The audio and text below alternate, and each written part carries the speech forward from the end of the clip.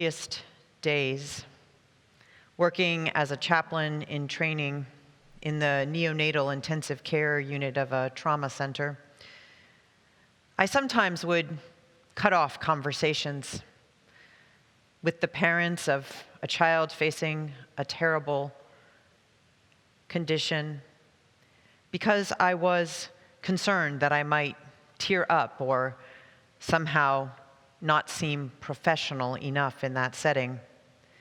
By the end of the summer, though, I realized that having tears in my eyes speaking to parents who were grappling with the unimaginable was nothing to be ashamed of. It was simply a part of being human. Empathy is important, and it is something that is one of our most valued traits as human beings. As we begin to emerge after this year of living virtually, we will need to be reminded about what Stanford professor and author Jamil Zaki says is one of our best adaptations as a species.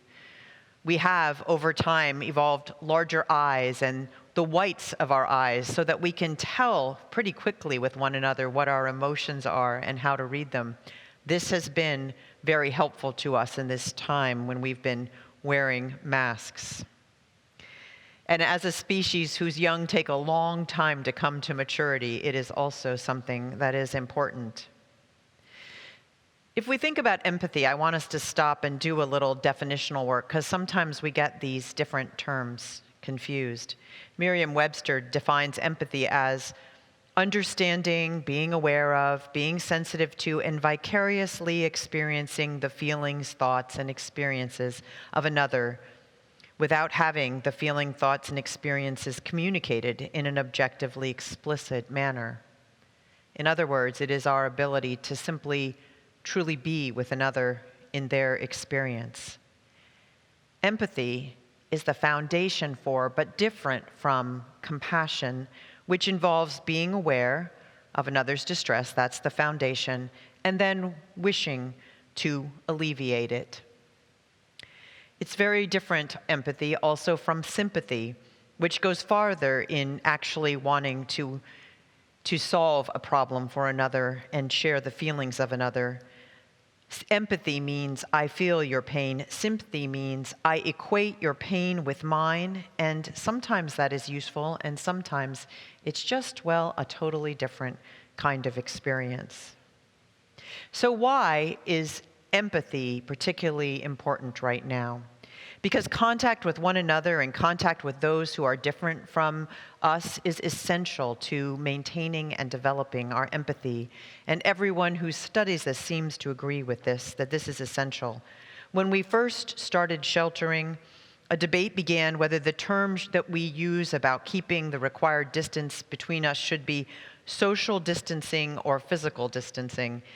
And yet, in reality, it has seemed like it is sort of both. We've had a lot of reduced contact with one another, and as we reemerge from this time, we may need to practice our empathetic skills a little bit.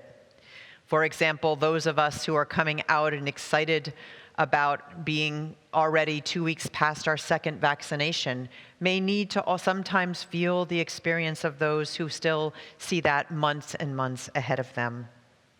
Before the pandemic, those like Zaki who studied such things were observing a decline in empathy because we now seem to have more barriers before us to modern kindness. We've created lives in which we are less and less likely to interact with one another, and he documented some of those phenomenon. And remember, this was before last year. We are more urbanized, where we are trained to live close without closeness and sometimes without contact. We have more people living alone. We have a decline in organizations, especially religious institutions, where people may meet in different ways to exchange experiences. There's a decline in group sports, which were once training grounds for being together, and even less grocery shopping in stores. And again, I remind you, this was before last year. We are schooled every day now in how to unrelate. Author and researcher Brené Brown has a wonderful little animated feature about empathy in which she shows a creature walking around with a little storm cloud over its head. And in our current culture, we are trained to avoid that creature because it might invite us into something we're not comfortable with. Two friends, two other little creatures in the video, try to interact. One keeps trying to offer things that will just take the subject off the cloud to fix it, such as offering a sandwich. The other just watches and listens. Brown says that empathy can scare us because we're afraid of being drawn into the emotional state of the other. So we may try to just alleviate it by avoiding or by trying to offer a quick solution, which may make us feel better, but not the other person.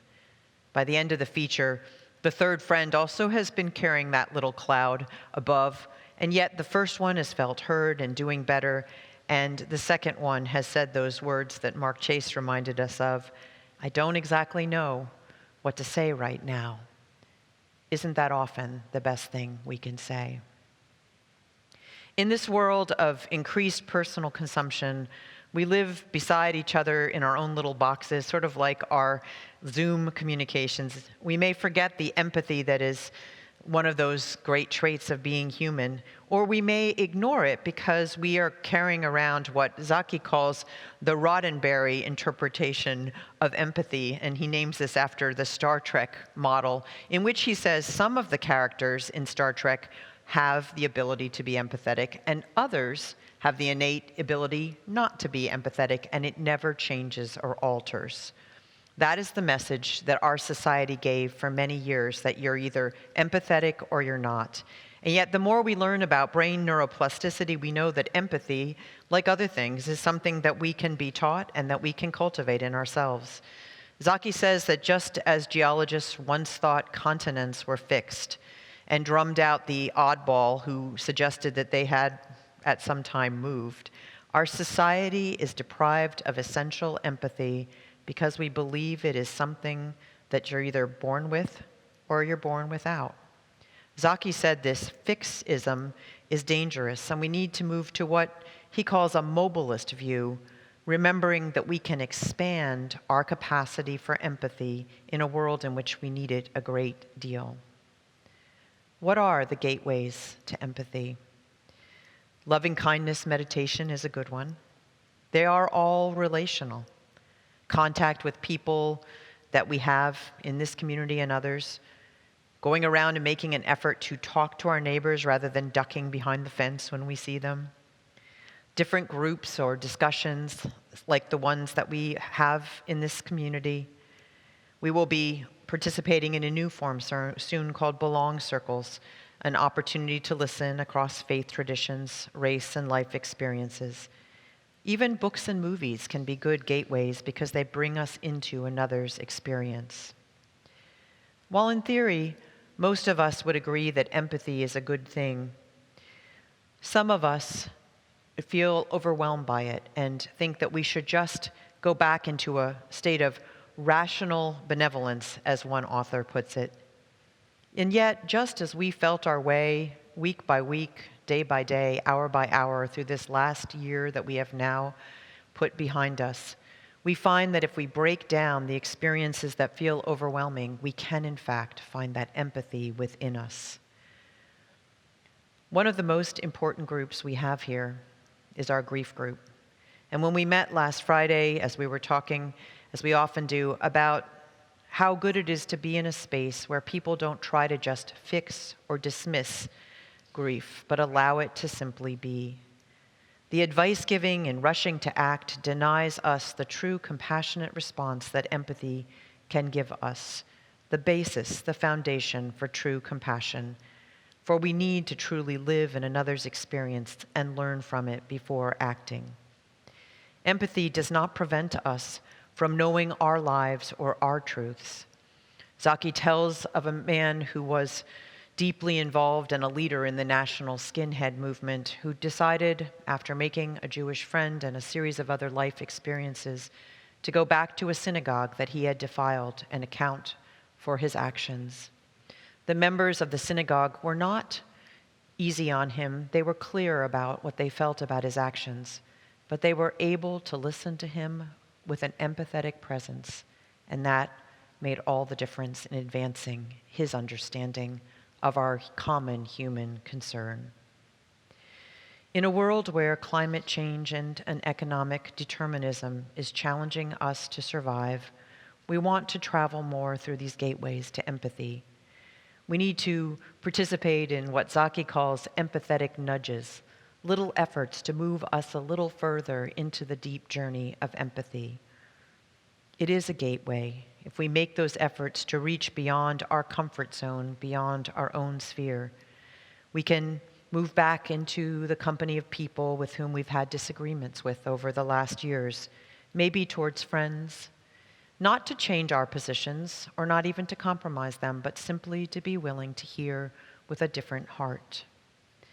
These are important parts of what we do here, to learn to listen to one another, to push ourselves to reemerge after this time of isolation and to offer ourselves to one another. We can do this in how we learn to respond when someone has hardship, like the great hardship that we know my colleague and his husband are going through right now. We can listen without judgment. We can just simply let people know that we care without offering them advice or counsel, just reminding them that they are part of our story, that we are part of theirs.